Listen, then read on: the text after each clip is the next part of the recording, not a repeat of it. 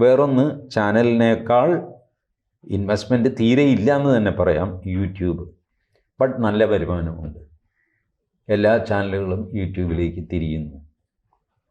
ഇപ്പോഴും ചാനലുകൾക്ക് ശരിക്കും പറഞ്ഞു കഴിഞ്ഞാൽ ഒരു സ്റ്റുഡിയോയും അതിനകത്തെ സെറ്റപ്പും മാത്രം മതി.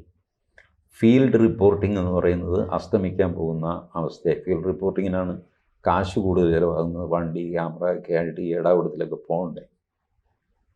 അപ്പോൾ എന്തുകൊണ്ട് യൂട്യൂബിലേക്ക് തിരിഞ്ഞുകൂടാ? അപ്പോൾ ഫീൽഡ് റിപ്പോർട്ടിംഗ് ഇല്ലാതെ ഒരു ചാനൽ നടക്കുമോ? നടക്കും. ഫീൽഡ് റിപ്പോർട്ടിംഗ് മുഴുവൻ സബ് കോൺട്രാക്റ്റ് കൊടുക്കുക. ക്യാമറയും ആളും ഒക്കെ ആയിട്ട് ഈ ജോലി, സ്ട്രിങ്ങർ എന്നൊക്കെ പറയില്ല പത്രത്തിൽ, അതുപോലെ കൊടുക്കുക. അവരുടെ വാർത്ത അക്സെപ്റ്റ് ചെയ്ത് സംപ്രേഷണം ചെയ്തു കഴിഞ്ഞാൽ അവർക്ക് പ്രതിഫലം കിട്ടും. അതല്ലെങ്കിൽ പ്രതിഫലം കിട്ടില്ല. നിങ്ങളുടെ വാർത്ത സംപ്രേഷണം ചെയ്യാൻ പറ്റിയ ഒരു വാർത്തയാണെങ്കിൽ കിട്ടും. പിന്നെ നിങ്ങളെ വിളിച്ചു പറഞ്ഞ് ചെയ്യിക്കുന്നതാണെങ്കിൽ അതിനും പൈസ കിട്ടും. ഈ രീതിയിലേക്ക് അതിൻ്റെ ഡൈനമിക്സ് പോകും.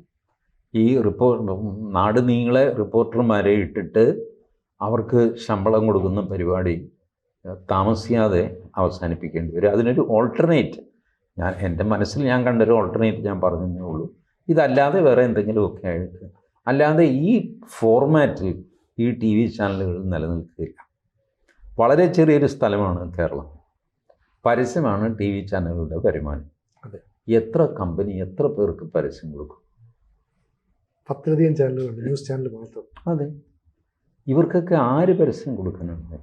കൂടുതൽ വാർത്തകളും വിശേഷങ്ങളും നിങ്ങളിലേക്ക് എത്താൻ ABC മലയാളം സബ്സ്ക്രൈബ് ചെയ്യുക, ബെൽ ബട്ടണും അമർത്തുക.